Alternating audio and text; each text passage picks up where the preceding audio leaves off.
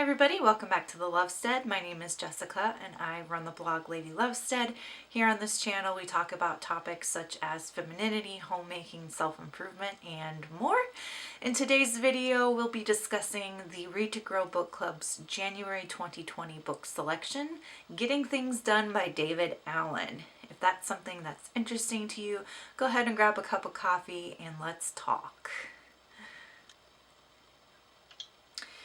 I don't actually have a copy of the book with me because I had to return it to the library, so I'm going to just read to you the Goodreads description of the book, Getting Things Done by David Allen.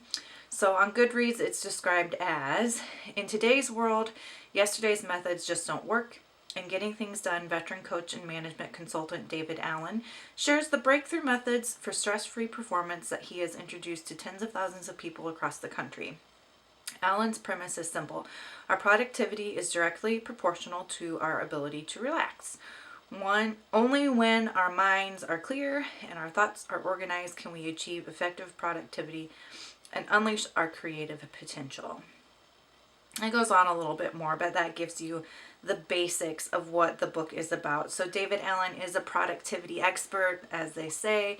He runs a company focused on productivity and training those for productivity purposes. The basic premise of this book is that our minds are so cluttered that we're not able to be as productive and creative as we otherwise could be.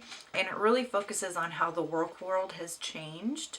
No longer do we have, your standard 9-to-5 job, but now thanks to technology, we're basically on the clock all the time, it feels like. And so we have to find new ways to be productive in this new work landscape.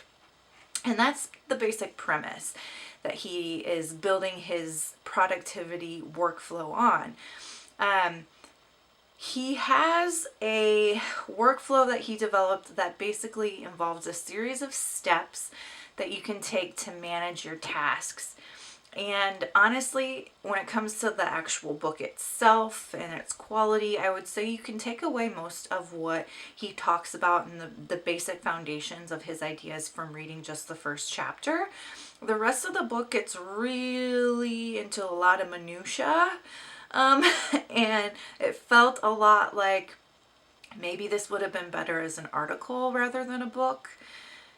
And in order to get a full amount of information and content, in order for it to be a book, he really had to stretch the information.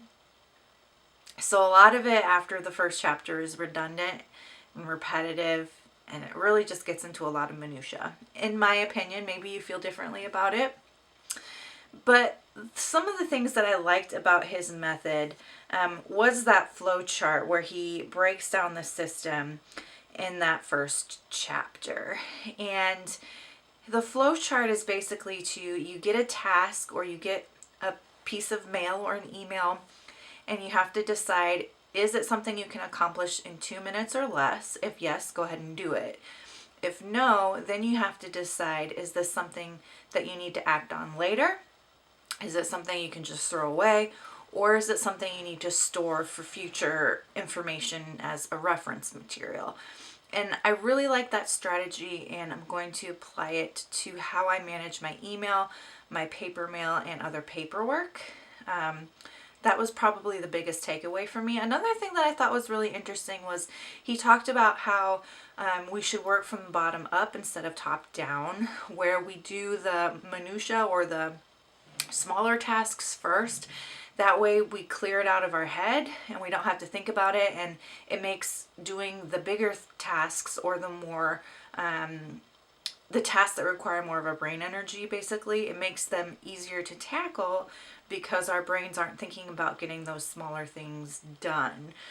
So he kind of flips the typical suggestion to tackle your big projects first and then do the smaller ones. He flips that on its head, basically saying that we can't do the big ones until the smaller ones are out of the way, because the smaller ones will be distracting and we won't be able to focus.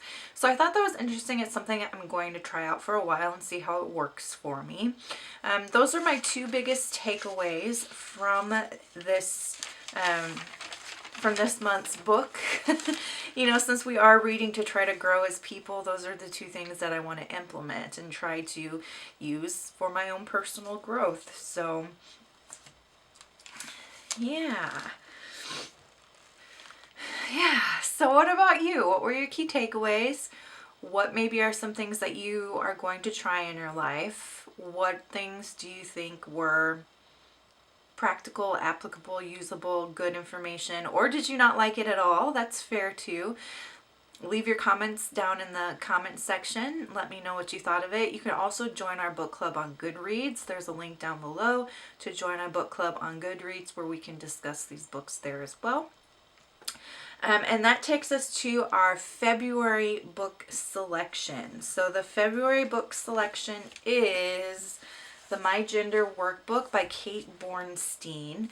Since this channel talks a lot about femininity, I think that we'll get a lot out of reading this book. The book is meant to help people figure out where they are in terms of gender identity, which I think could be an interesting activity for us all to do together. Kate Bornstein is considered an expert in gender and gender identity. I think this book will definitely lead us to having some hearty conversations, because I have started reading it and I think there's going to be things in here that a lot of you vehemently disagree with. I think there's going to be some things in here that will make you think.